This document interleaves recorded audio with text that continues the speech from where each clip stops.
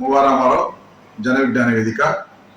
ఈరోజు నేను మన మిర్యాలగూడ పట్టణ మన నల్లగొండ ప్రజలకి, ముఖ్యంగా విద్యార్థులకు, విద్యార్థి సంఘాలకు, ఉపాధ్యాయులకు, ఉపాధ్యాయ సంఘాలకు, రాజకీయ పక్షాలకి, ఇతర ప్రజా సంఘాలందరికీ చేసే విజ్ఞప్తి ఏంటంటే, ప్రభుత్వ స్కూళ్ళ పరిరక్షణ మాత్రమే తెలంగాణలో విద్యని బలోపేతం చేయగలుగుతుంది, తెలంగాణ ప్రజలపైన ఆర్థిక భారాన్ని తగ్గించగలుగుతుంది.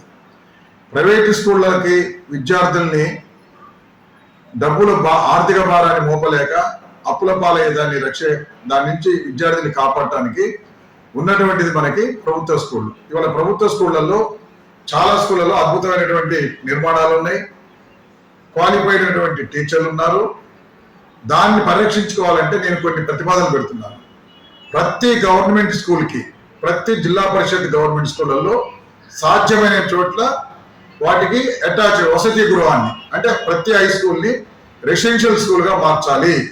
అట్లా రెసిడెన్షియల్ స్కూల్గా మార్చినప్పుడు ఆ స్కూల్లో పనిచేసే ఉపాధ్యాయులు కనీసం 2, 3, 4 పూర్తి స్థాయిలో అదే స్కూల్లో 24 hours ఉండగలిగే అవకాశం ఉంటుంది.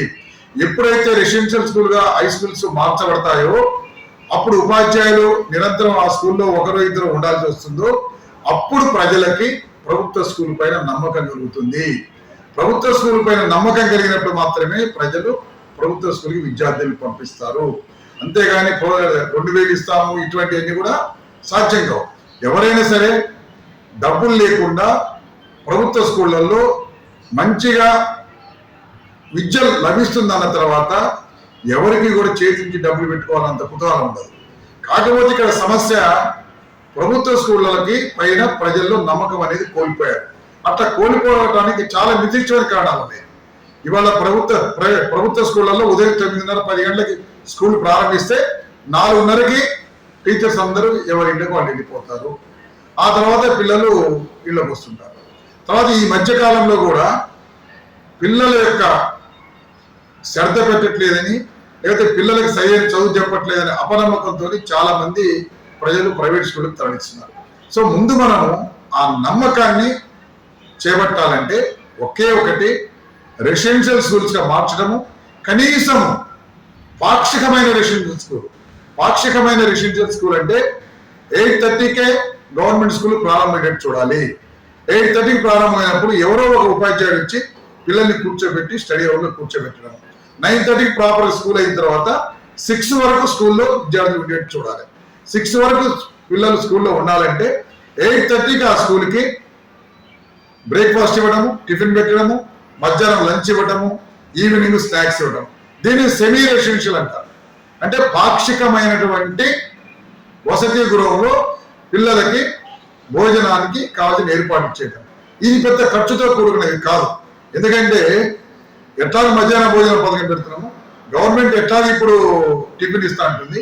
కాబట్టి కనీసం 8:30 నుంచి ఈవినింగ్ 6 వరకు ప్రభుత్వ ఉపాధ్యాయుడు ఆ స్కూల్ కాంపౌండ్లో ఉండగలిగితే ఖచ్చితంగా పిల్లలకి, తల్లిదండ్రులకి నమ్మకం కుదురుతుంది. తల్లిదండ్రులకు మనం హామీ ఇచ్చి పిల్లల్ని చేర్పించవచ్చు. అందుకని నేను ప్రత్యేకంగా విద్యార్థి సంఘాలకి, అది ఎస్ఎఫ్ఐ, ఏఎస్ఎఫ్ఐ, ఏబీపా, కాంగ్రెస్ పార్టీనా, లేకపోతే ఇతర మిత్రులు బీసీ విద్యార్థి సంఘాల, ఎస్సీ విద్యార్థి సంఘాల, వీళ్ళందరికీ నేను చేసే విజ్ఞప్తి ఏంటంటే, మనము ప్రైవేటు స్కూళ్ళ యొక్క దోపిడీ వాటి గురించి కొట్లాడే బదులు కొట్లాడదాం. దానికన్నా ముఖ్యమైనది ఏంటంటే మన ప్రభుత్వ స్కూళ్ళని రక్షించుకోవాల్సిన బాధ్యత మనది. మనం ఈరోజు రక్షించుకోకపోతే కనీసం డబ్బులు లేని పేదవాళ్ళకి ఆ స్కూల్ కూడా మిగలదు. కాబట్టి మిత్రులారా, మరొక్కసారి ప్రభుత్వ స్కూళ్ళని పరిరక్షించుకోవడం ద్వారానే పేద విద్యార్థులకి మనం విద్యని అందించగలుగుతాము. దానికి ఉన్న పరిష్కారము పూర్తిగా రెసిడెన్షియల్గా మార్చడం ప్రతి హై స్కూల్ని, లేని సాధ్యం కాని పక్షంలో పార్షియల్గా పాక్షికమైన రెసిడెన్షియల్. పాక్షికమైన రెసిడెన్షియల్ అంటే పిల్లవాడు ఉదయం 8:30కి వస్తాడు, ఈవినింగ్ 6 o'clock వెళ్తాడు. ఈ టైం మొత్తం ఉపాధ్యాయులు అందరూ ఉండడం సాధ్యం కాకపోతే వంతుల వారిగా 20 years ఉండగలిగితే చాలా అవసరం.